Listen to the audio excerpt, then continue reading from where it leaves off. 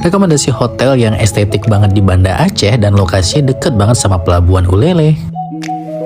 Kemarin aku pesen hotel ini tuh di TikTok dengan cara klik tag lokasi hijau di video ini karena ada potongan diskon yang lumayan banget kalau kamu masukin ke promo berikut. Jujur ekspektasi aku di awal tuh kayak ini hotel pasti biasa aja, tapi ternyata begitu masuk, wah beneran estetik dan instagramable banget. Ini hotel setara bintang 5 dari segi hospitality-nya karena semua staffnya pada ramah dan murah senyum. Please pertahankan hal ini. Sekarang kita beralih ke kamarnya. Jujur kamarnya itu luas banget dan aduh aku suka banget sama desainnya, bener-bener estetik dan kekinian banget ya. Kamar mandi juga luas, air hangat ada, amenities lengkap dan ada hair dryernya juga. Dan udah deh, betah banget staycation di sini. Nah, untuk breakfast dan dinnernya itu ada di lantai 4 dan ini tuh cafe juga yang terbuka untuk umum namanya Lava Rooftop. Dan kalian harus cobain menu nasi gorengnya karena beneran best banget dengan view yang indah kota Banda Aceh. Jadi buat kalian yang mau liburan mungkin ke Banda Aceh, gak usah bingung lagi, nginep aja di hotel ini namanya Vandika Boutique Hotel. Pesan hotelnya sekarang mumpung lagi promo.